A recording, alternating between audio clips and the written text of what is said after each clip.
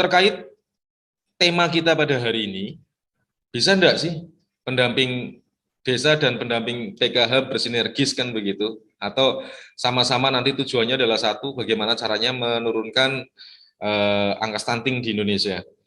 Di modul 8 kami juga ada itu, bahkan teman-teman itu apa namanya di sana dituntut untuk bisa memetakan gitu bahwa eh, apa sih sumber daya yang ada di tingkat bawah itu seperti itu.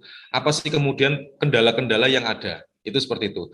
Di modul ini kalau yang teman-teman di bawah lakukan itu memang lebih ke arah pada kolaborasi. Jadi tidak bisa dilakukan sendiri. Kalau modul 1 sampai modul 7 barangkali teman-teman bisa menceritakan, bisa berbagi pengalaman, kemudian bisa memberikan materi-materi terhadap KPM kita. Tapi untuk yang terakhir ini memang kita harus ada kolaborasi kan begitu. Salah satunya dengan siapa? Pemerintah desa melalui dana desa. Kenapa? Karena ini yang seringkali di tingkat KPM mengalami kendala. Itu seperti itu. Contoh, pada saat ada KPM tidak mampu, nyun sewu rumah saja kurang permanen, jangankan untuk membangun sarana prasarana MCK, sedangkan rumah saja tidak diperhatikan. Biasanya kan seperti itu. Nah, maka barangkali dari pemerintah desa ini bisa memfasilitasi ini dengan cara apa? Membuatkan MCK, kemudian membangunkan misalkan ada memperbanyak jamban-jamban misalkan, itu seperti itu.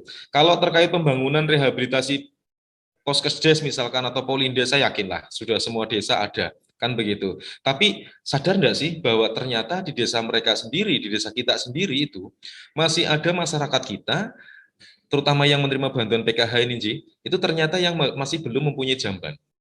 Ini sebenarnya simpel, bahkan sumur mereka pun masih harus numpang istilahnya ke sumur tetangga.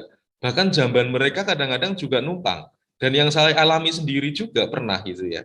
Depan mereka itu sungai irigasi gitu, kemudian dibuat undang-undaan, disitulah mereka bangun subuh gasik hanya untuk BAB. Sehingga siang hari dipastikan mereka nggak BAB. Ini ada, masih ada beberapa tempat yang seperti itu. Maka dari itu, terkait dengan bagaimana menjaga kesehatan, bagaimana menstimulasi janin misalkan, bagaimana memanfaatkan bantuan sosial, itu di tingkat pendamping PKH, di tingkat pendamping sosial PKH bisa untuk langsung secara langsung kepada apa namanya KPM kami. Tapi terkait dengan pembangunan sarana prasarana di lingkungan, ini yang menjadi kendala di kami. Yang barangkali sampai dengan hari ini kami belum bisa menyelesaikan secara menggunakan dana bantuan itu sendiri. Karena dana bantuan sosial itu, terutama PKH, ini lebih ke arah pemenuhan kebutuhan dasar hidupnya. Jadi agak lebih ke arah ke makanan, lebih ke arah ke kebutuhan untuk biaya sekolah anaknya, walaupun ini sifatnya stimulasi saja, tidak akan mungkin bisa mencukupi. Sedangkan mereka sendiri untuk itu masih kekurangan. Apalagi untuk sampai misalkan kayak tadi KPM yang belum punya jamban, belum punya MCK yang permanen misalkan, ini tentunya akan menjadi satu masalah lagi. Maka dari itu, saya pikir kalau memang kita ada kolaborasi antara pendamping desa dengan pendamping PKH, kita sama-sama mencari solusi bagaimana kemudian masyarakat di tingkat bawah, terutama KPM-KPM PKH yang masih belum terakomodir pemenuhan kebutuhan apa namanya sarana prasarana yang seperti tadi, contoh jamban, ini bisa kita akomodasi bersamalah. Itu seperti itu. Mungkin kami bisa memberikan informasinya tentang misalkan tempat-tempat atau KPM-KPM yang masih membutuhkan itu. Sementara nanti dari misalkan pengelolaan dana desa bisa dialokasikan untuk seperti itu. Kenapa?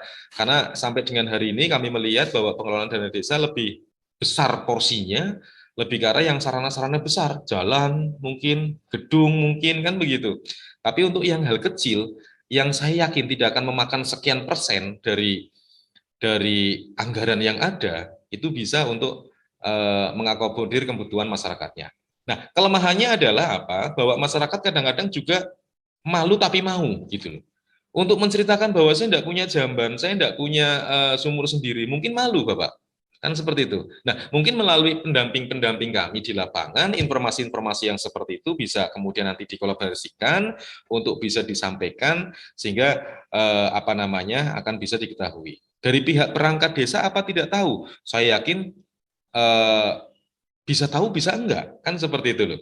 Tapi teriring dengan kegiatan petugas kami di lapangan dalam rangka memberikan modul-modul materi-materi kepada KPM tersebut, harapannya bisa mengungkap atau menggali sebenarnya rumah siapa sih yang belum punya, gitu loh. Nah, ini bisa kemudian disampaikan kepada teman-teman daripada pendamping desa.